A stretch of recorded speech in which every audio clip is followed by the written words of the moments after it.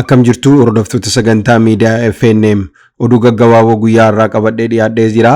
Oduuliin ani Taaddasee Lammaatii turtii gaarii. Hiriirri deeggarsaa injifannoo bitootessa 24 waggaa 5ffaa jiraattota magaalotaa fi godinaalee Oromiyaa adda addaa keessatti guyyaa irraa geggeeffamee oolee jira.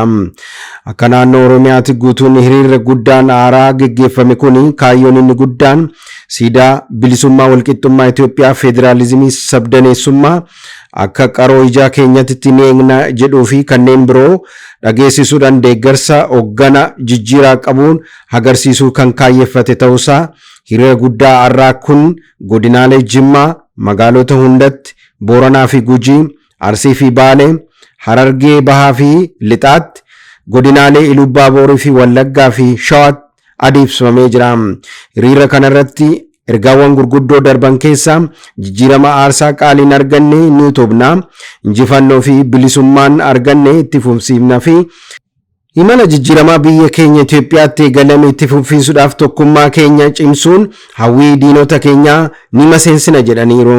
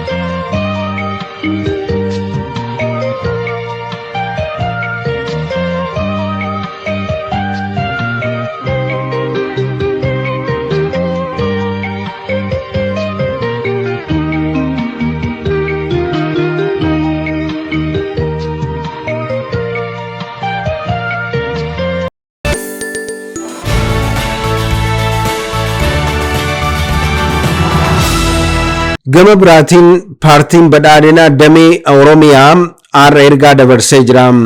Guyyaa jijjiiramaa karaa nagaa dhugoomsuu fi muudama muummicha ministeera kabaja Dr. Abiy Ahmed sababeeffachuun guyyaa har'aa guutuu Oromiyaatti hiriirri deeggarsaa seena qabeessa ta'e geggeeffameera. Hiriira kanarratti uummanni Oromoo miliyoonatti lakkaa'amu gamtaan ba'ee addunyaadhaaf ergaa ciccimoo dabarseera. Bilisummaa, walqixxummaa fi qabsoo haqaaf taasifame akkasumas aarsaa kaffalame yaadachuudhaan jijjiirama booda injifannoowwan argamanis beekamtii olaanaa kenneera. Uummanni Oromoo hoggansa jijjiiramaa qabsoo sana hoggane fiixan baasee fi milkaa'ina gurguddoo nuuf dhugoomse galateeffatee addatti immoo ministeera muummee Dr. Abiy Ahmediif kabaja galataa fi jaalala qabu sagaleef ol kaasee dhageessiseera. Humnoota fiinxaleeyyii sirna karaa nagaa jijjiiramee fi mala badhaadhinaa irratti argamu karaa shiraa fi humnoota diiganiin qaxaramuudhaan aangoo qabachuudhaan hawwii irratti hadheeffatanii akka qabsaan ergaa cimaa dabarsaniiru.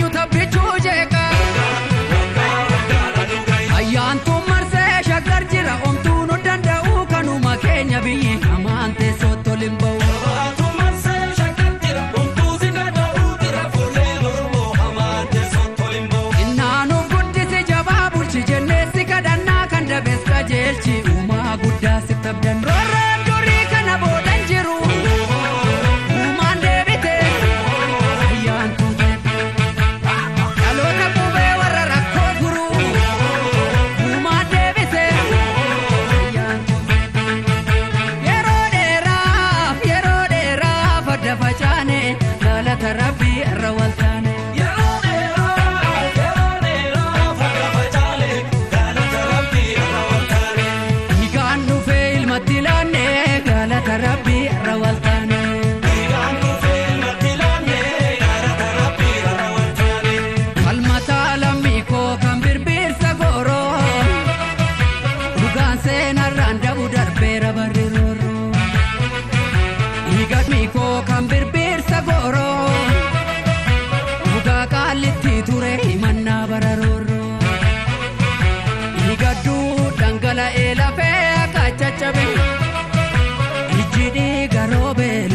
kumarabe yo makanye salpati okeneti jabani sirati sena badanu galtenti walarkina finfinneti eratu marse gabiya enyu tabichujeka ayantu marse shagar jira omtu no dandau kanuma kenya bi amante sotto limbo tu marse shagar jira omtu sinada utirtane yero fara bachale galata rabbi rawaltane iganu fail matilane galata rabbi rawaltane iganu fail matilane galata rabbi rawaltane kalmata lamiko kambir sagoro dugan sena randa budar bera bariroro ijidi garo putu gumarabe kalmata lamiko kambir sagoro duga kaliti ture manna bararoro igadu dangala ela pe kachacha ijidi garo be luputu gumarabe yo makanye salpati okeneti jabani sirati sena badanu galtenti walarkina finfinneti eratu marse gabiya enyu tabichujeka ayantu marse shagar jira omtu no dandau kanuma kenya bi amante sotto limbo tu marse shagar jira omtu sinada utirafole oromo amante sotto limbo innanu guddise jababu chijennesi kadanna kanda beska jelchi uma gudda sitabdan rorra duri kana bodan jiru umande bite ayantu alona kube warra rakko guru umande bite ayantu yero dera bicho abba mala farsina mire gerar nanjetu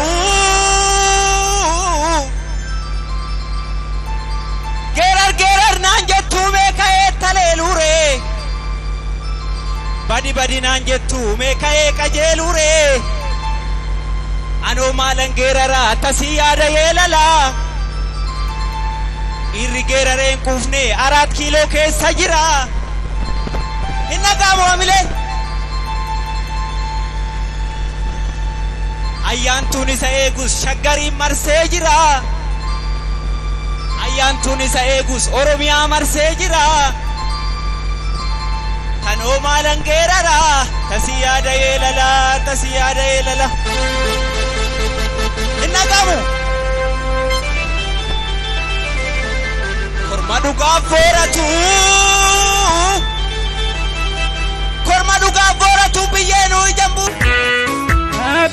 abadan shirri dhugaan dhoysu qabsoon tantee sirrii mortuu sin dandeessu duumessi baay'atus tasa aduun dhoysu tumsa keenya feeti kan si jajjabeessu nusi faana jirra akka galma geessu nusi faana jirra akka galma geessu nusi faana jirra akka galma geessu ida'amuu fidee falaasat kitaabota sadii kan barreesse isaan keessaa ida'amuu daandii ida'amuu dhaloota ida'amuu Afrikaa keessatti addunyaa keessatti gaggeessaa jalqaba ta'uusaa nu gammachiisa baga gammaddan.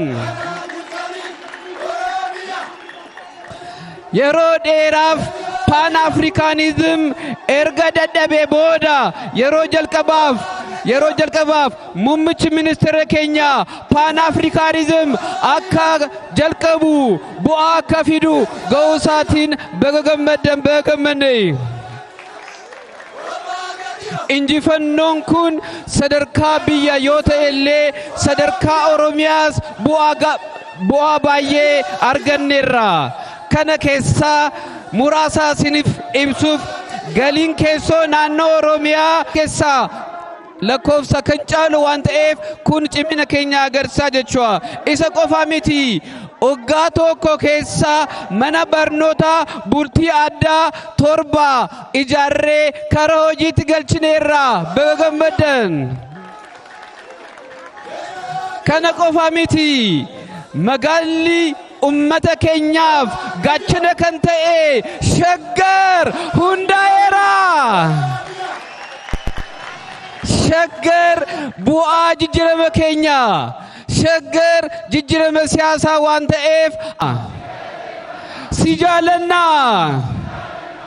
Federaalizimii sabdaneessaa akka qaroo ija keenyaatiin ni eegna. Shamaa naggaadee ብርሃናችንን እንዲያጠፉ አንፈቅድም። ጨለማ ናፋቂ ሻማ ነጋዴ ብርሃናችንን እንዲያጠፋ አንፈቅድም።